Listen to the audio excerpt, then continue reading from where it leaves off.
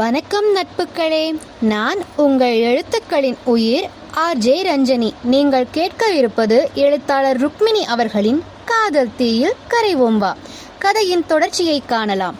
அத்தியாயம் 16.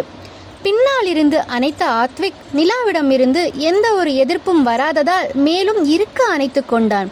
இடுப்போடு சேர்த்து வயிற்றையும் அமுக்க அவளால் மூச்சை விட முடியவில்லை. இதனை உணர்ந்த ஆத்விக் அவளை தன்னை விட்டு பிரித்து நெற்றியில் இதழ் பதித்தான். தேங்க்ஸ் மதி. எதுக்கு? சும்மாதான். தூங்கலாமா என்று கேட்டான். தூங்கலாமே என்று இருவரும் உறங்கினர். 2 நாட்கள் சென்றிருந்த நிலையில் கல்லூரிக்கு சென்ற நிலா அவளது பேராசிரியர் அவளை அழைத்ததாக கூறி ஸ்டாஃப் ரூமிற்கு சென்றாள். Good morning ma'am. Good morning Nila, உள்ளவா. மேம், நீங்கள் கூப்பிட்டு இருக்கிறதா சிந்து சொன்னா, அதான் வந்தேன். ஆமா நிலா, இங்க பாரு, உனக்கு காம்படிஷன் இருக்குன்னு தெரியும்ல. ஆனுவல் டேக்கு கண்டிப்பா நம்மளோட கிளாஸ் அண்ட் நம்மளோட டிபார்ட்மெண்ட் தான் ஃபர்ஸ்ட் வரணும். கண்டிப்பா மேம், நான் ட்ரை பண்றேன்னு சொல்லக்கூடாது. கண்டிப்பா நீ தான் ஜெயிப்பன்னு எனக்கு தெரியும். அதனால தான் இப்பவே சொல்றேன், உன்னோட பேரு 3 காம்படிஷன்ல இருக்கு. ஸோ அதனால நீ ப்ரிப்பேர் பண்ணிக்கணும். அதுவும் இல்லாம சோலோ சிங்கிங்ல நீ பாட போற அந்த பாட்டு போன வருஷம் மாதிரி சூப்பரா ஹிட் ஆகணும். ஓகேவா? இங்கே மறந்துடாத, 90s கிட்ஸ் நிறையா பேர் இருக்காங்க. அவங்களுக்காகவும் அந்த சிங்கிங் இருக்கணும். கண்டிப்பாக என்னால் முடிஞ்சதை பண்ணுறேன். சரிடா, நீ போய் அதுக்கு ப்ராக்டிஸ் பண்ணு. இந்த வாட்டியும் நம்ம டிபார்ட்மெண்ட் தான் அரங்கமே அதிரணும். சும்மா கலக்குறோம், ஓகேவா என்றார் மேம். கண்டிப்பாக மேம். அப்புறம் எனக்கு ஒரு டவுட், இந்த வாட்டி நமக்கு சீஃப் கெஸ்ட் யார் வர போகிறாங்க? அது தெரியல. ஜஸ்ட் மீட்டிங் மட்டும் நடந்து வச்சுட்டு போனாங்க. நம்மளுக்கு ஒன்றும் சொல்லிக்கலாமா? அதை அப்போதைக்கு பார்த்துக்கலாம். ஓகே மேம், அப்போவே பார்த்துக்கலாம் என்று நகர்ந்தாள். என்னடி, நீலாம்பரியை பார்த்துட்டு வந்துட்டியாக்கும் என்றாள் இலக்கியா. ஏண்டி மேம போய் அப்படிலாம் பேசுற? பாவண்டி அவங்க என்றாள். எது நீலாம்பரி உனக்கு பாவமா? இன்றிலிருந்து நான் உன்னோட பேச போறதில்ல, உன் பேச்சுக்கா என்று எழுந்தாள் பிரியங்கா. வாயை மூடிட்டு உட்காரு. ஆனுவல் டேக்கு 3 காம்படிஷன்ல என் பேர் இருக்கிறதா சொன்னாங்க. பிராக்டிஸ் பண்ண சொன்னாங்க, அவ்வளவுதான். சரிதா, பிராக்டிஸ் பண்ணிட வேண்டியதுதானே என்றாள். நீ பாட்டுக்கும் யோசிச்சு ஸ்பாட்ல கலக்கிடு. உன்னால கண்டிப்பா முடியும், அதுவே போதுண்டி என்றாள் அக்ஷயா. சரி, நேத்து விஷயம் தெரியும்ல. அவ எங்க வீட்டுக்கு வந்தா. எவடி அவ? அதாண்டி சங்கீதா. அவங்க அம்மாவோட வந்து ஒரே பிரச்சனை பண்ணிட்டா. விஜயமா வேற வீட்டுல இல்லையா? இவர் பிடிச்சி லெஃப்ட் அண்ட் ரைட் வாங்கிட்டாருடி. எனக்கு மறுபடியும் அப்படியே வயிறு கலக்கிடுச்சு. இருக்கணும்ல, அண்ணாவா கொக்கா. சரி, நாளைக்கு எங்கன்னு ஏதாவது சொன்னாரா? ஏண்டி, உன்கிட்டயே சொல்லல, என்கிட்ட எப்படி சொல்லுவாரு? இன்னைக்கு ஈவினிங் கண்டிப்பா சொல்லுவாரு பாரு. தங்கச்சியோட மனசுல நினைக்கிறது அண்ணனுக்கு தெரியாம இருக்குமா என்று நக்கல் அடித்தாள் இலக்கியா. ஆமா, அவர் சொன்னாரு, அவரோட ஃப்ரெண்ட்ஸும் வராங்கல்ல. ஆமா, அண்ணாவோட சேர்ந்து வராங்க என்று பல்லை காட்டினாள் பிரியங்கா. நான் இன்னைக்கு சாயந்தரம் ஃபேஷியல் பண்ணலாம்னு இருக்கேன் என்றாள் அக்ஷயா அங்கு வருபவர்களை சைட் அடிக்க எண்ணி. மண்டையில் ஓங்கி நறுக்கென்று கொட்டினாள் நிலா. ஏண்டி, நானே பார்த்ததில்ல, நீங்க பார்க்க போறீங்களாக்கும், பேச போறீங்களாக்கும் என்றார். யாருக்கு தெரியும்? அதெல்லாம் நாங்க நல்லாவே பேசுவோம், நல்லாவே பார்ப்போம். நாங்க ஒன்றும் உன்ன மாதிரி ஊமையோ குருடோ கிடையாது. அடிப்பாவி என்றாள் நிலா. சரி, மதியம் லஞ்ச் டைம் ஆயிடுச்சு, வாங்க போலாம் நம்ம மரத்துக்கு என்று உணவு இடைவெளியில் அரட்டை அடிக்க சென்று விட்டனர். அடுத்தடுத்த வகுப்புகளும் நன்றாகவே சென்றது. மாலை நேரம் கேண்டீனில் மறுபடியும் அரட்டை அடிக்க தொடங்கினர். என்னடி, மணி 4 ஆச்சு, இன்னும் அண்ணா வரல? வருவார்டி என்று கூறும்போதே ஆத்விக் பின்னே இருந்து வந்து நின்றான். உடனே இலக்கியா, என்னடி அண்ணா வரலைன்னு ரொம்ப ஏக்கமா இருக்க போல என்று வேண்டுமென்றே சீண்டினாள் ஆத்விக்கை பார்த்து கொண்டே. ஆமா, அவர் பெரிய இவரு. அப்படியே இல்லைனாலும் அவரை பார்த்தோன்னே மயங்கி விழுந்துடுவேன். இதுல எது வேற பாக்குறாங்களாக்கும், வாய மூடுறி என்று சமோசாவை வாயில் வைத்தபடி அலட்சியமாக நிலா கூறிக்கொண்டிருந்தாள். என்னடி இப்படி சொல்ற? என்னமோ ஆனுவல் டேல அவரை நினைச்சு லவ் சாங் தான் பாடுவேன்னு சொன்னேன். அது ஒண்ணுதான் குறைச்சல். பொடி பொய் மூட்டை. நான் எப்படி அப்படி சொன்னேன்? அவனை வேற நினைச்சு நான் பாடுறேனாக்கும். என்னடி பொசுக்குன்னு மரியாதை இல்லாம பேசிவிட்ட என்றாள் அக்ஷயா. பின்ன அவனை சொல்ற, அவனை சரியான அழகான ராட்சசன் வேணா சொல்லலாம், வேற என்ன சொல்லலாம் என்று வாய்க்கு வந்ததை திட்டத் தொடங்கினாள். வேணாண்டி, அப்புறம் பின்னாடி நீதான் வருத்தப்படுவ என்று சொன்னாள் பிரியங்கா. அப்படிதாண்டி சொல்லுவேன். என்னமோ அப்படியே என் பின்னாடி நிக்கிற மாதிரி சொல்ற. இதெல்லாம் அண்ணா கேட்டா என்ன ஆகும்னு தெரியும்ல. என்ன ஆகும்? ஒன்னும் ஆகாது என்று மீண்டும் சமோசாவை வாயில் வைத்தாள். மதி என்று பின்னால் இருந்து ஒரு கம்பீர குரல் வந்தது. வாயிலிருந்து சமோசா தன்னாலே கீழே இறங்க கண்விழிகள் இரண்டும் அதிர்ச்சியில் வெளியே வந்து திரும்பி பார்க்க ஆத்விக் சிரித்துக்கொண்டே அழகாக அமர்ந்திருந்தான். அவன் எந்த ரியாக்ஷனும் கொடுக்காமல் உட்கார்ந்ததால் இப்போது சமோசாவை முழுங்கலாமா வேண்டாமா என்று நினைத்து கொண்டிருந்தாள். ஆமா, என்ன எல்லாரும் சமோசா சாப்பிட்டுட்டு இருக்கீங்க, எனக்கு இல்லையா என்று கேட்டான் ஆத்விக் சகஜமாக. அண்ணா இந்தாங்க என்று தன்னிடம் இருந்த சமோசாவை நீட்டினாள் இலக்கியா. ஐயோ, நான் சும்மா தாண்டா கேட்டேன், வேண்டாம், நான் ஆயில் ஐட்டம் அவ்வளவா எடுத்துக்கிறது இல்ல. கேட்டுக்கோங்கடி, என்ன மாதிரி அண்ணாவும் டயட்ல இருக்காரு போல. மனசாட்சியோட பேசுறி, 2 பேரையும் பார்த்தா நீ அக்கா மாதிரியும் அவர் தம்பி மாதிரியும் தாண்டி இருக்காரு என்று நக்கல் அடித்தாள் பிரியங்கா. அண்ணா, உங்ககிட்ட ஒன்று கேட்டா நீங்க தப்பா எடுத்துக்க மாட்டீங்களே. கேளுடா, தப்பா இல்லாமல் எடுத்துக்க மாட்டேன். அண்ணா, நிஜமாலுமே உங்களோட ஏஜ் ஒரு 25-26 இருக்குமா? அழகாய் சிரித்த அத்விக், என்ன இவ்வளவு கம்மியா சொல்றீங்க? என்னுடைய ஏஜ் 29 என்று சொல்லவும் மயங்கி அப்படியே விழுவது போல இருந்தால் இலக்கியா. அண்ணா, எங்களை விட நீங்க 8 வருஷம் பெரியவங்களா? ஆமாமா, ஆனா நீங்க பார்க்க 25 வயசு மாதிரி இருக்கீங்களே, எப்படி? நேரத்துக்கு நல்ல சாப்பாடு, நல்ல எக்ஸசைஸ், அது போக என்னோட வேலை அப்படிமா என்றான். சரி சரி அண்ணா, நீங்க அப்போ ஆர்மியில இருக்கீங்களா? அப்படின்னும் வச்சுக்கலாம், ஆனா அது கிடையாது, ஒரு சென்ட்ரல் கவர்மெண்ட் ஜாப், அவ்வளவுதான் என்றான். ஓகே ஓகே அண்ணா, சரி, நாளைக்கு எங்க போலாம்னு யாருமே சொல்ல மாட்டேங்கிறாங்க, நீங்களாவது சொல்லுங்களேன். அட, நம்ம தாமா ஆர்கனைஸே பண்ண போறோம். சரி, உங்களுக்கு ஏதாவது ஐடியா இருக்கா? எங்க போலாம் என்னன்னு நீங்க ஏதாவது ஒரு பிளேஸ் சொல்றீங்களா? ஐயோ அண்ணா, எங்க வீட்டை விட்டு வெளியில விட மாட்டாங்க, நீங்களே சொல்லுங்க என்று கூறினாள் அக்ஷயா. நான் ஆக்சுவலி என் ஃப்ரெண்ட்ஸும் வராங்கன்னு ஒரு குட்டி ரெசார்ட் ஒன்று புக் பண்ணியிருக்கேன். அங்கேயே லஞ்ச் நமக்கு அரேஞ்ச் பண்ணி கொடுத்துடுவாங்க. ஒரு 11 o'clock நம்ம போகலாம். பீச் பக்கத்தில் தான், ரொம்ப ஜாலியாக இருக்குமா? உங்களுக்கு ஓகே தானே என்று கேட்டான். நிலா அங்கே இருந்தா எங்களுக்கு எல்லாத்துக்குமே ஓகே தான் அண்ணா. சரி, அப்போ கண்டிப்பாக நாளைக்கு போகலாம். உங்கள் 3 பேரையும் பிக்கப் பண்ண சொல்லி அனுப்புகிறேன், கார் அனுப்புகிறேன். நீங்கள் அதிலேயே வந்துடுங்க.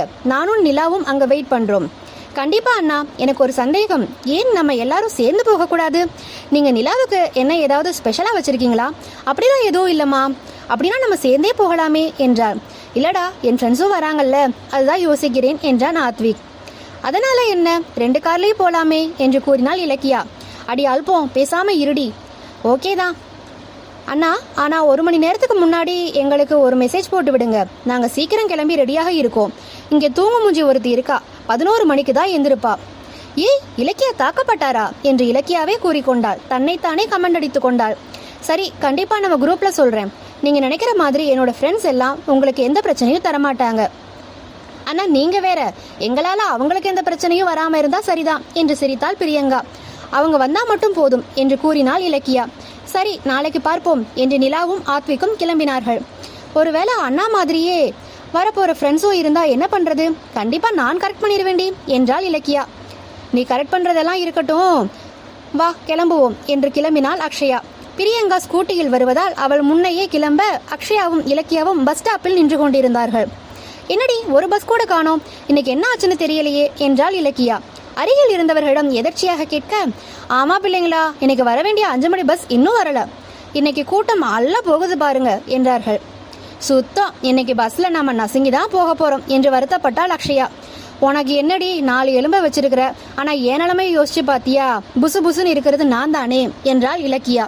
ரொம்ப நேரமாக நின்றிருந்தவர்களுக்கு பஸ் வந்த பாடில்லை. அரை மணி நேரம் கழித்து தூரத்தில் ஒரு வண்டி தெரிய, பஸ்ஸுக்குள் மக்கள் இருக்கிறார்களா அல்லது மக்களுக்குள் பஸ் இருக்கிறதா என்று தெரியவில்லை. இதில் எப்படி போறது? இந்த பஸ்ஸை விட்டா அடுத்து 7 மணிக்கு தான் பஸ். என்ன பண்றது, இதுலயே போய் தொலைவோம் என்று நினைத்து ஏறினாள் இலக்கியா. வாடி, எப்படியாவது அடிச்சு பிடிச்சு உள்ள போயிடலாம் என்று கூற, கல்லூரிக்கு வெளியே பெரிய பஸ் ஸ்டாப் இருப்பதால் நிறைய பேர் வந்து அங்கு காத்து கொண்டிருந்தனர். சொல்ல போனால் அது ஒரு குட்டி பஸ் ஸ்டாண்டாகவே மாறிவிட்டது என்று சொல்லலாம். அக்ஷயா ஒல்லியான உருவம் என்பதால் உள்ளே எப்படியோ நுழைந்து கொடிவேர் மாதிரி சென்று விட்டாள். ஆனால் இலக்கியாவிற்கு கஷ்டம். அமுல் பேபி உருவத்தை வைத்துக்கொண்டு 2 படிகள் ஏறுவதே சிரமமாக இருந்தது. கைப்பிடி வேறு வழுக்குவதால் அவளால் முன்னேற சிரமமாக இருந்தது. உள்ளே சென்ற அக்ஷயாவோ, இலக்கியா, பேக கொடுத்து தொலையேண்டி என்று கத்தினாள். ஏண்டி கத்துற என்று கூறினாள் வடிவேல் பாணியில். பஸ்ஸுக்குள் அதற்குள் வேகம் எடுத்து கொண்டிருந்தது. ஐயோ கடவுளே, கை வழுக்குது, கண்டிப்பா விழப்போற, மண்டை உடைய போகுது என்று புலம்பிக் கொண்டே ஏறிக்கொண்டிருந்தவள் கீழே விழுந்தாள் இலக்கியா. மக்களே, கண்டிப்பா விமர்சனம் பண்ணுங்க, ஃபாலோ பண்ணுங்க. அத்தியாயம் 17. ஓடும் பேருந்திலிருந்து கல்லூரி மாணவி இலக்கியா பலி என்று தன் மனதிற்குள்ளே இலக்கியா கூறிக்கொள்ள, சட்டென்று ஒரு வழியும் இல்லையே, பெயினே இல்லாமையா செத்து போவோம் என்று கண் திறந்து பார்த்தாள். அவள் முகத்திற்கு நேரே 2 கண்களை மட்டும் பார்த்தாள். ஒரு விரல் இடைவேளை மட்டுமே அவர்களுக்குள் இருந்தது. பயத்திலும் நடுக்கத்தில் அவருக்கு பேச்சே வரவில்லை.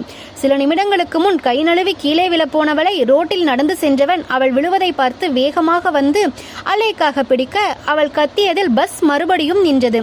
அவன் கண்களாலேயே சில நொடிகள் பார்த்தவளுக்கு பேக்ரவுண்ட் மியூசிக் ஓடியது. உன் விழிகளில் விழுந்து நான் எழுகிறேன், எழுந்ததும் ஏன் மறுபடி விழுகிறேன், உன் பார்வையில் தோன்றிடம் அழைகிறேன், அழைந்தும் ஏன் மறுபடி தொலைகிறேன், ஓர் நொடியும் உன்னை நான் பிரிந்தால் போர்க்களத்தை உணர்வேன் உயிரில், உன் விழிகளில் விழுந்து நான் எழுகிறேன், எழுந்தும் ஏன் மறுபடி விழுகிறேன் என்று ரெக்கார்டிங் ஓடிக்கொண்டிருந்தது. ஒரு அமுல் பேபி உருவத்தை ஒரு சூப்பர்மேன் காப்பாற்றி இருப்பது போல காட்சி வந்து கொண்டிருந்தது. அவனை விட இவள் உடல்வாகு அதிகமாக இருந்தாலும் அவன் ஏதோ ஒரு சேரை தூக்கி நிறுத்துவது போல நிறுத்தி கொண்டிருந்தான். அவன் பேச ஆரம்பித்தவுடன் அக்ஷயாவும் என்னவோ ஏதோ என்று கீழே இறங்கி வர இலக்கியாவிற்கு அவன் பேசுவதை யாரோ தூரத்தில் இருந்து பேசுவது போல் இருந்தது. அவன் கண்களையே பார்த்து கொண்டிருந்தாள் இலக்கியா. அவனுடைய கண்கள் வானத்தின் நீளத்தை அவன் கண்களில் கருவெளியில் ஊற்றியது போல இருந்தது. அவன் ஏதோ கோபமாக பேசுகிறான், ஆனால் என்ன பேசுகிறான் என்று அவள் மண்டையில் ஏறவில்லை. மாறாக அந்த பாட்டை ஓட்டிக்கொண்டிருந்தாள். மனதினுள்ளே ரீரெக்கார்டிங் நடந்து கொண்டிருந்தது. திடீரென்று தூரத்தில் ஹலோ என்று குரல் அவன் பேசுவது போல் இருந்தது. என் பேர் இலக்கியா என்று கூறினான். ஹோ ஷிட் என்று அவளை விட்டு தூரத்தில் நிறுத்தி வைத்திருந்த தன் ராயல் என்ஃபீல்டு பைக்கை எடுத்துக்கொண்டு பறந்தான். நீண்ட நேரம் முழுக்கிய பிறகும் சுயநினைவுக்கு வந்த இலக்கியா பின்னே அக்ஷயா அங்கு நிற்பதை கவனித்தாள். நீ எப்படி பஸ்ல இருந்து வந்த என்று கேட்டாள் இலக்கியா. நீ லூசு மாதிரி தனியா பேப்பேன்னு நின்றுட்டு இருந்தீல, அப்பயே வந்துட்டேன். என்னடி பண்ணிட்டு இருக்க, உனக்கு என்ன ஆச்சு, எவ்வளவு பயந்துட்டேன் தெரியுமா என்றாள் அக்ஷயா. ஆமா, இங்க நின்றுட்டு இருந்த பஸ் எங்கடி போச்சு என்று கேட்டாள். பஸ்ஸா, அது போய் 1/2 மணி நேரம் ஆயிடுச்சுடி. மரியாதையா என்னை ஆட்டோவில் கொண்டு போய் வீட்டில் விடுற. அக்ஷயா அவரு என்று இழுத்தாள். என்ன அவர் பிடிக்காம இருந்திருந்தா இந்நேரம் நீ மண்டை தெரிச்சு பரலோகம் போயிருப்ப மாடு என்றாள் Akshaya. Love at first sight தெரியுமாடி உனக்கு என்றாள். நீ செருப்படி வாங்க போறது மட்டும் எனக்கு உறுதியா தெரியுது என்றாள் அக்ஷயா. அக்ஷயா என்று சினிங்கினாள். எதை வேணாலும் பண்ணு, வெக்க மட்டும் படாத, என்னால பார்க்க முடியல என்றாள் அக்ஷயா. ஃபர்ஸ்ட் வீட்டுக்கு போலாண்டி, அதுக்கப்புறம் பேசிக்கலாம் வா என்று தரதரவென்று வழியில் வந்த ஒரு ஆட்டோவை பிடித்து இருவரும் வீடு வந்து சேர்ந்தனர். வீட்டிற்கு வந்த இலக்கியா அவன் ஏதோ கூறினானே, ஆனால் என்ன பேசினான் என்று தெரியவில்லை. அட்லீஸ்ட் நேம் கேட்டிருக்கலாம். அந்த பஸ் ஸ்டாப்ல நிறைய பேர் நின்னாங்க, ஆனா இவன் மட்டும்தான் சூப்பர்மேன் மாதிரி என்னை வந்து பிடிச்சான், அதுவும் தாங்கி பிடிச்சான் என்று சற்று அவளது சுடிதாரை விலக்கி பார்த்தாள். அவனது விரல்கள் படிந்திருந்தது அந்த இடத்தில். அவளுக்கே அதிர்ச்சியை கொடுத்தது. அட பாவி, சரியான முரட்டு பையனா இருப்பான் போலையே, நம்ம வெயிட்டவே இப்படி பிடிச்சிருக்கானே என்று நினைத்து அப்படியே தூங்கச் சென்றாள். சனி ஞாயிறு விடுமுறை என்பதாலும் சனிக்கிழமை வெளியே போக வேண்டும் என்பதற்காகவும் அதுவும் நிலா ட்ரீட் கொடுக்கிறாள் என்று அவரவர்கள் வீட்டில் சொல்லிவிட்டு ஆத்விக்கின் காருக்காக காத்து கொண்டிருந்தனர். அன்று ஏனோ எப்போதும் லேட்டாக எந்திருக்கும் இலக்கியா கூட சரியாக 10 மணிக்கு தயாராகி இருந்தாள். இதை பார்த்த அக்ஷயாவிற்கும் பிரியங்காவிற்கும் இதயமே நின்று விடுவது போல இருந்தது. என்னடி இன்னைக்கு மழை வர மாதிரி இருக்கே என்று நக்கல் அடித்தாள் பிரியங்கா. அடங்குடி, அடங்கு என்று கூறினாள். நேத்திக்கு ஒரு அதிசயம் நடந்துச்சுடி, அதனாலதான் மேடம் இப்படி ஃப்ரெஷ்ஷா இருக்காங்க என்று கூறினாள் அக்ஷயா. பேசாம இருடி என்றாள் இலக்கியா. என்னடி நடந்துச்சு என்று கேட்க நேற்று நடந்த சம்பவத்தை கூறினாள் அக்ஷயா. அடி பாவி, நேற்று நடந்திருக்கு, நீ என்கிட்ட ஃபோன் பண்ணி கூட சொல்லலையே. ஆமா, நான் ஜப்பானா போயிட்டு வந்தேன், அதை வேற ஃபோன் பண்ணி சொல்ல. ஆனா அவன் என்கிட்ட ஏதோ சொன்னாண்டி, எனக்கு தான் காது கேட்கல. என்னது காது கேட்கலையா? அவன் உன்னை வண்டியா திட்டி வச்சுட்டு போனான் தெரியுமா? என்னடி சொல்ற, திட்டினானா என்று அதிர்ச்சியானால் இலக்கியா. ஆமா, உன்னை பிடிச்சுக்கிட்டே இருந்தான். அதுக்கப்புறம் நீ அப்படியே அதிர்ச்சியில அவனை பார்த்துக்கிட்டே இருந்த. அவன் பஸ் நகர்றது கூட தெரியாம அப்படி என்ன அவசரமா வர்ற, நீ அடுத்த பஸ்ல போக வேண்டியதுதானே, உனக்கு அறிவுதான் இருக்கா இல்லையா அப்படின்னு திட்டினான். ஹலோ அப்படின்னு கூட கூப்பிட்டான். நீ லூசு மாதிரி என் பேரு இலக்கியான்னு சொல்லிட்டு வந்துட்ட என்றார். Superman, you are very bad என்று மனதிற்குள் நினைத்தாள். இருந்தாலும் அவன் பெயரை கேட்டிருக்கலாம் என்றாள் இலக்கியா. புண்ணியவதி, தயவு செஞ்சு வரியா? தூரத்தில் ஆத்விக்கின் கார் தெரிய உள்ளுக்குள் ஆத்விக்கும் நிலாவும் இருந்தனர். அன்று ஏனோ நிலா புத்துணர்வாக இருக்க, ஹாய்டி நிலா. ஹாய் அண்ணா, வாங்க வாங்க, எல்லாரும் கிளம்பிட்டீங்களா என்று கேட்டான். ஆமா அண்ணா, கிளம்பலாம், என் ஃப்ரெண்ட்ஸ் வேற கொஞ்சம் லேட் ஆகும்னு சொல்லியிருக்காங்க, அதான் உங்களை சீக்கிரமாவே கிளம்ப சொல்லி காலையில் கால் பண்ணியிருந்தேன் என்று கூறினான் ஆத்விக். அதனால என்ன அண்ணா, நாங்களே வந்துட்டோம், அதுவே போதும். என்ன இலக்கியா, சத்தத்தையே காணோம்? அதெல்லாம் ஒன்றும் இல்லைண்ணா, கிளம்பலாம் என்றாள் இலக்கியா. மேடம்க்கு நேற்று ஒரு சம்பவம் நடந்துச்சண்ணா, உங்களுக்கு தெரியுமா? சம்பவமா, அது என்ன என்று கேட்டான் ஆத்விக். நேற்று நடந்த அதே ராமாயணத்தை ஆத்விக்கிடம் சொல்ல, என்னம்மா பார்த்து போயிருக்க கூடாதா? கொஞ்சம் கூட அறிவே இல்லை இந்த பஸ் ஆளுங்களுக்கு. ஆள் ஏறிட்டாங்களா இல்லையான்னு கூடவா பார்க்க தெரியாது, உனக்கு ஏதும் ஆகலையே என்று பதறினான் ஆத்விக். எங்க மேடம் கீழே விழும் போதுதான் ஒரு அழகான கைகள் வந்து தாங்கி பிடிச்சிருச்சு என்று கிண்டலடித்தாள் அக்ஷயா. என்றும் இல்லாத திருநாளாய் இலக்கியா மீண்டும் வெட்கப்பட நிலா முதற்கொண்டு அனைவருமே அவளை அதிசயமாக பார்த்து கொண்டிருந்தனர். உனக்கு வெக்கமெல்லாம் வருமாடி? சத்தியமா எங்களால பார்க்க முடியல. பேசாம வாங்கடி. சரி, அந்த பையன் யாரு? உனக்கு தெரிஞ்சவனா? எனக்கு தெரியாத அண்ணா யாருன்னு. ஆனா டக்குன்னு சூப்பர்மேன் மாதிரி வந்தான், என்னை காப்பாத்துனா என்று கூற, சூப்பர் தான், கிளம்புவோமா?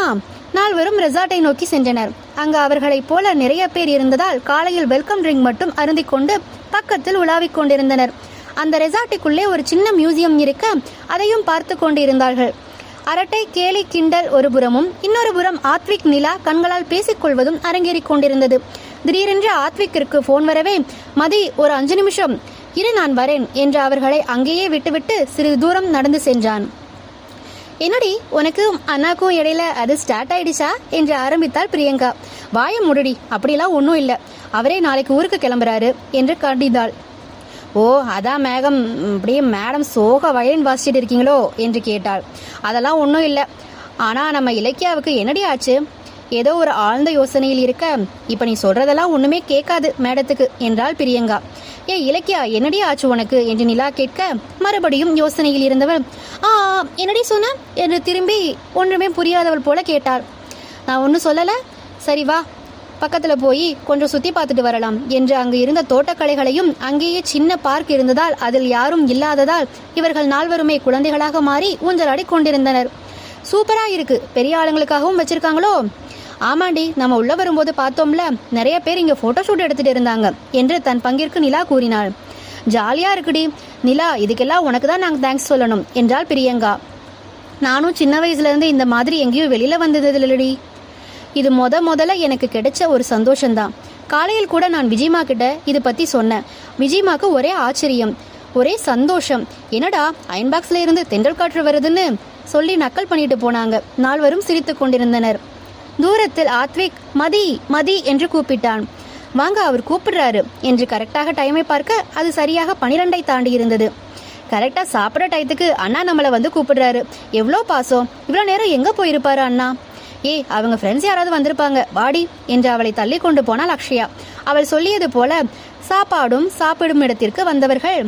அது ஒரு பிரைவேட் ஹால் என்பதால் 8 பேர் அமரக்கூடிய ஒரு பெரிய டேபிள் மற்றும் பஃபெட் தனியாக வைத்திருந்தார்கள். சூப்பரா இருக்குடி என்று பிரியங்கா சொல்ல, வாடி என்று நிலா அடக்கினாள். இப்போதான் வந்தாங்க, அதான் கொஞ்ச நேரம் அப்படி பேசிட்டு இங்க டைரக்டா கூட்டிட்டு வந்தேன். ஆமா, நீங்க எல்லாரும் என்ன பண்ணிட்டு இருந்தீங்க என்று கேட்டான் ஆத்விக். நாங்க சும்மா பக்கத்துல பிளே ஏரியால இருந்தோம் அண்ணா. சரி வாங்க என்று போக அங்கு மூவர் திரும்பி அமர்ந்திருந்தனர். டே என்று கூற, ஹலோமா, ஹலோ நிலா, ஹாய் என்றன மூவரும். வணக்கம் அண்ணா, ஹலோ அண்ணா, ஹாய் அண்ணா என்று நிலாவும் தன் பங்கிற்கு கூற, உங்களுக்கு கல்யாணமானது எங்களுக்கு ரொம்ப சந்தோஷம். சாரிம்மா, எங்களால வர முடியல. பரவாயில்ல அண்ணா, நீங்க இப்ப வந்தது எனக்கு சந்தோஷம்தான். நீங்க இவரோட க்ளோஸ் ஃப்ரெண்ட்ஸ் அப்படின்னு என்கிட்ட சொன்னாரு. இப்ப கூட நீங்க ஒன்னாதான் வேலை பாக்குறீங்கன்னு என்கிட்ட சொன்னாரு. ஆமாமா, நாங்க ஒன்னாதான் வேலை பார்க்குறோம். படிக்கிற காலத்துல இருந்தே நாங்க ஒன்னாதான் இருக்கோம். உன்னை பத்தி நிறையாவே சொல்வான், அப்பவே எனக்கு அப்படின்னு ஆரம்பிச்சான். ஆனால் அதனை தடுத்து நிறுத்த பார்த்தான் ஆத்விக். நிலா அதிர்ந்தாள். மச்சான், உணர்ச்சி வசப்படாத என்றான் ஆத்விக். பை த பை, என்னோட பேர் கோகுல் என்றான் முதலில் இருந்தவன். என்னோட பேர் சிவா என்றான் இரண்டாம் நபர். என் பேர் விக்னேஷ் என்று அறிமுகப்படுத்தி கொண்டான் மூன்றாம் நபர். இங்க என்னோட ஃப்ரெண்ட்ஸும் வந்திருக்காங்க அண்ணா என்று அவளும் ஆத்விக்கும் விலக, இதோ இவ என் ஃப்ரெண்ட் அக்ஷயா, அப்புறம் இவ பேரு பிரியங்கா, அப்புறம் இவ இலக்கியா. சுற்றி முற்றி பார்த்து கொண்டிருந்தவர்கள் அப்போதுதான் அந்த 3 பேரையும் பார்த்தார்கள். பிரியங்காவும் அக்ஷயாவும் ஹலோ ஹாய் என்று தங்களை அறிமுகப்படுத்தி கொள்ள, இலக்கியா மட்டும் பேய் அறிந்தவள் போல அவனை பார்த்து கொண்டிருந்தாள். யார் அவன்? எதற்காக இவள் பேய் அறிந்தவள் போல் பார்த்து கொண்டிருக்கிறார்? இலக்கியா அதிர்ச்சி ஆகியிருப்பாளா? எனி கெஸ் நண்பர்களே? அத்தியாயம் 18. இலக்கியா பார்த்து பயந்தது சிவாவைத்தான். பயந்தது என்று சொல்வதை விட ஆச்சரியத்துடன் அவனை பார்த்து கொண்டாள். இவன் எப்படி இங்க என்று நினைத்தாள். அந்த நீலக்கண்ணன், இல்லை கண்களில் நீலம் இருக்கும் கண்கள். ஹலோ என்று திக்கு திணறி அவள் பேச அவர்கள் மூவரும் ஹலோ என்று பொதுவாக கூறிக்கொண்டனர்.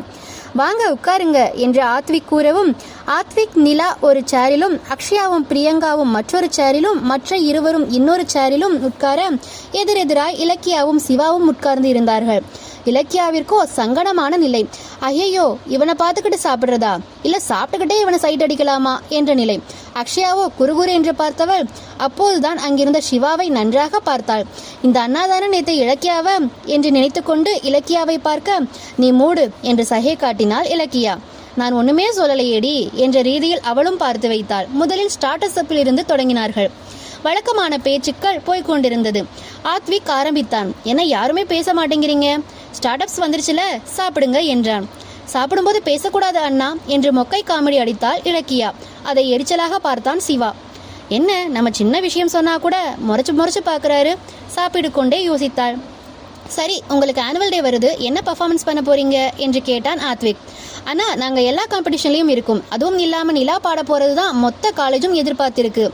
எனக்கு தெரியாதா என் பொண்டாட்டியை பத்தி என்று கமெண்ட் அடித்தான் ஆத்விக். நிலாவோ ஓரக்கண்ணால் பார்த்து தன் தலையில் அடித்து கொண்டாள். என்ன நிலா, இன்னொரு சில்லி சிக்கன் வேண்டுமா என்று கேட்க, அதெல்லாம் ஒன்றும் வேணாம், நீங்க சாப்பிடுங்க. அண்ணாக்களுக்கு ஏதாவது வேணுமான்னு கேளுங்க முதல்ல என்று கேட்டாள் நிலா. அதெல்லாம் ஒன்றும் வேணாமா, எங்களுக்கு இருக்கிறதே போதும் என்று அங்கிருந்த கோகுலும் விக்னேஷும் கூறினர். உங்க 4 பேர்ல சிவா அண்ணா ரொம்ப அமைதியா என்று நிலா யதார்த்தமாக கேட்டாள். என்னது அமைதியா? இவனுக்கு கோபம் வந்துச்சுன்னா உலகத்தையே அழிச்சிட மாதிரி கோபப்படுவான். அப்படி ஒரு சைக்கோ இவன் என்று கூற இலக்கியாவிற்கோ தூக்கவாரி போட்டது. சூப்பர்மேன், நீ ஒரு சைக்கோவா என்று மனதிற்குள் நினைத்தவள் மெதுவாக சாப்பாட்டை சாப்பிட்டாள். அப்படியெல்லாம் சொல்லாதீங்க அண்ணா, அவருக்கு மனசு கஷ்டப்படும்ல என்று கூறினாள் நிலா. எது யாரு? இவனுக்கா? அவன் மற்றவங்க மனசை வேணா கஷ்டப்படுத்துவான், அவன் ஒரு நாளும் கஷ்டப்பட மாட்டான் என்று கோகுல் கூற ஒரு முறைப்பு மட்டுமே சிவாவிடமிருந்து பரிசாக வந்தது. தங்கச்சி கேக்குதா? உனக்கு என்னடா என்று கூறி மறுபடியும் சாப்பிட ஆரம்பித்தார்கள். ஏதோ கேட்க வந்தவள் போல நிலா விக்னாஷை பார்க்க, அண்ணா உங்ககிட்ட ஒன்று கேட்கலாமா? சொல்லுமா, என்ன விஷயம்? இல்லை, இவர் என்னை பற்றி சொல்லியிருக்காருன்னு நீங்கள் சொன்னீங்கல்ல, அதை பற்றி நான் தெரிஞ்சுக்கலாமா? எங்கள் கல்யாணத்துக்கு அப்புறமேட்டுக்கு தான் எனக்கு இவர் தெரியும், ஆனால் இவருக்கு என்னை பற்றி என்ன தெரியும்னு சொல்ல முடியுமா என்று கூற அக்ஷயாவுக்கு புரை ஏறியது. இல்லை, கல்யாணத்துக்கு அப்புறமா தான் அண்ணாவை தெரியும்னு ஒன்று புழுகுனியே, அதை நினைச்சேன் என்று அவள் செய்கையில் பதில் கூறினாள். உண்மைதாமா, நாங்கள் காலேஜ் படிக்கிற காலத்தில் இருந்தே அவன் உன்னை பற்றி நிறையா சொல்லியிருக்கான். அப்புறம் என்று விக்னேஷ் கூற வர, டேய் பேசாமல் சாப்பிட்றா என்று ஒரு அதடல் விட்டான் ஆத்விக். கொண்டு வந்திருந்த ஸ்டார்ட் அப்ஸ் முடிந்திருந்ததால் அவர்கள் எழுந்தரித்து பஃபேட்டில் இருந்த உணவுகளை வைக்க தொடங்கினார்கள். அக்ஷயா முதலில் எழுந்தவள், அவள் பின்னாடியே இலக்கியா எழுந்து சென்றாள். என்னடி ஒரு ஆளு, அண்ணாவோட ஃப்ரெண்டா வேற போயிட்டாங்க அப்படின்னா என்று இழுத்தாள் அக்ஷயா. வாய மூடுடி, அவனை பார்த்தா எனக்கு இங்கேயே வயிறெல்லாம் கலக்குது. அடி ஆத்தி, நீயும் நிலா மாதிரியே பேச ஆரம்பிச்சிட்டடி. இல்லடி, அவர் வந்ததுலேருந்து சிரிக்க கூட இல்லை, அதுவும் நான் அப்படியே பேசின பேச்சுக்கு என்னை பார்த்து முறைக்கிறாண்டி என்று அவள் கூற, உரிமை இருக்கிற இடத்துல முறைப்பும் வரதானடி செய்யும் என்று ஓட்டினாள் இவள். உனக்கு வாயில சனின்னு நினைக்கிறது அக்ஷயா என்று கூற, உண்மை சொல்லு, அவரை நீ வந்ததுலேருந்து முழுங்குற மாதிரி பார்க்கல, அதுவும் அவருக்கு எதிர்கிட்டயே உட்காந்துட்டு. ஐயோ உண்மைதாண்டி, ஆனால் அது லவ்வா இல்லை க்ரஷானே எனக்கு தெரியலடி, ஏதோ பிடிச்சிருக்கு அவ்வளவுதான். அந்த கோகுல் சொன்னதை கேட்டல்ல, சரி மற்றவங்க எல்லாம் அண்ணான்னு கூப்பிடுறாங்க, நீ மட்டும் பேர் சொல்லி கூப்பிடுற. அதெல்லாம் ஒன்றும் இல்லையே, நான் பொதுவாக தான் சொன்னேன். சரி வா போய் உட்கார்ந்து சாப்பிடலாம் என்று இலக்கியா சிரிக்க, அவள் சிரிப்பு சத்தத்தை கூட சிவா முறைப்பாகவே பார்த்தான். இவன் என்ன, நான் சிரிச்சாலும் முறைக்கிறான், பேசினாலும் முறைக்கிறான், சூப்பர்மேன், டூ பேட் என்று மனதிற்குள் நினைத்தாள். நிலா அது வேணுமா? நிலா இதை எடுத்துக்கிறியா? நிலா எல்லாத்தையும் சாப்பிடு என்று ஆத்விக் அவள் பிளேட்டை நிரப்பிக் கொண்டிருக்க, அவளோ எனக்கு ஒரு வயிறு தாண்டா ராசா இருக்கு என்று கண்களால் பதில் கூறினாள். என்று கமெண்ட் அடித்தார்கள் அக்ஷயாவும் பிரியங்காவும். சிரித்து கொண்டே விளையாடி கொண்டார்கள். சரி எல்லாரும் சாப்பிடுங்க, அப்புறம் என்ன பண்ணலான்னு யோசிக்கிறீங்க? என்ன பண்ணலாம், கொஞ்ச நேரம் ரெஸ்ட் எடுக்கலாம் என்று விக்னேஷ் கூற, ஆமா என்றான் கோகுலும். அண்ணா இங்கே பக்கத்தில் அப்படியே பீச் வாக் போயிட்டு வரலாம்னு இருக்கும், உங்களுக்கு ஓகேவா? எனக்கு ஓகே தான், ஆனால் நிலாவை கூட்டிகிட்டு போகக்கூடாது.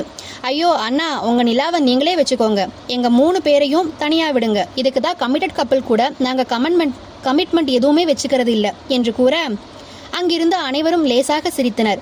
ஆனால் சிவா மட்டும் சிரிக்காமல் சாப்பிட்டு கொண்டிருந்தான். பக்கத்தில் இருந்த விக்னேஷ் அவனிடம் கூறியது இலக்கியாவின் காதுகளில் தெளிவாக விழுந்தது. கொஞ்சம் சிரிச்ச மாதிரி இருடா, எப்பவும் போல முறைப்பாவே இருக்காத என்று அவன் கெஞ்சிக் கொண்டிருந்தான். எனக்கு தெரியும், நீ வாய மூடிட்டு சாப்பிடு என்று ஒரு வார்த்தையோடு முடித்து கொண்டான். பரவாயில்ல, இவனுக்கு பேசக்கூட தெரியுதா? நேத்துக்கு ரொம்ப லாங்கான டயலாக் பேசினான், இன்னைக்கு ஃப்ரெண்டு கிட்ட கொஞ்சமா பேசினான், என்ன டிசைனோ இவன்லாம் என்று மனதிற்குள் நினைத்து கொண்டாள் இலக்கியா. ஆனாலும் அழகோ அழகுதான் என்று மனதிற்குள் மெச்சிக்கொண்டு சாப்பிட்டு கொண்டாள். அனைவரும் சாப்பிட்டு முடித்து கை கழுவுவதற்காக எழுந்து ஒருவர் பின் ஒருவராக சென்று கொண்டிருந்தனர். அங்கு மிச்சம் இருந்தது விக்னேஷும் சிவாவும் இலக்கியாவும். விக்னேஷ் இன்னமும் சாப்பிட்டு கொண்டிருக்க சிவா ஏதோ குடித்து கொண்டிருந்தான். இலக்கியாவிற்கு அவன் குடிக்கும் ஜூஸ் எங்கு இருக்கிறது என்று கண்களால் தேடினாள். இவன் எங்கிருந்து எடுத்து வந்தான்? சுற்றி முற்றி பார்க்க ஒரு குட்டி டேங்கில் ஆரஞ்சு ஜூஸை நிரப்பி வைத்திருந்தார்கள். சரி, ஜூஸ் குடிச்சிட்டு அப்படியே ஹேண்ட் வாஷ் பண்ணிட்டு வந்துடலாம் என்று சென்றாள். அருகில் இருந்த ஒரு டம்ளரை எடுத்து ஜூஸை எடுத்துக்கொண்டு அங்கிருந்து நடந்து வந்து கொண்டிருந்தாள். அதற்குள் விக்னேஷும் கை கழுவ எழுந்து போக, இவன் கிட்ட தனியா விட்டுட்டு போயிட்டாங்களே, காப்பாத்து கடவுளே என்று வேண்டிக் கொண்டிருந்தாள். கீழே கார்பெட் தவறி கால் இடற கொண்டு வந்த ஜூஸ் மொத்தத்தையும் நம் சிவா மீது கொட்டியிருந்தாள். மொத்த ஜூஸும் தன் சட்டையில் விழுந்ததை எதிர்பாராத சிவா அவசரமாக எழுந்து தன் சட்டையை உதறிக் கொண்டிருந்தான். அது அது கார்பெட் என்று அவள் பயந்து விழித்து கொண்டு சொல்லிக் கொண்டிருந்தாள். அவளை முறைத்து கொண்டே பார்த்து கொண்டிருந்தவன், உனக்கு கொஞ்சமாச்சும் அறிவு இருக்கா? இப்படிதான் வந்து என் மேல கொட்டுவியா? கீழே பார்த்து வர்றதுக்கு உனக்கு என்ன கேடு வந்துச்சு? உன் நினப்பு எல்லாம் எங்க இருக்கு? அப்படி கூடவா உன்னால சரியா நடந்து வர முடியாம இருக்கு? அப்படி உனக்கு ஜூஸ் குடிக்கணும்னா இப்படி சிந்தி தான் குடிப்பியா? இவ்வளவு நேரம் நல்லா தான் சாப்பிட்டுக்கிட்டு இருந்த என்ற கடைசி வார்த்தையை வீசி சுத்தம் செய்வதற்காக அந்த அறையை விட்டு சென்றான். கண்கள் கலங்கி நின்றாள் பேதை. தொடரும். இந்த தொடர் பிடித்திருந்தா மறக்காம ஷேர் பண்ணுங்க, லைக் பண்ணுங்க, கமெண்ட் பண்ணுங்க, சப்ஸ்கிரைப் பண்ணுங்க. நன்றி.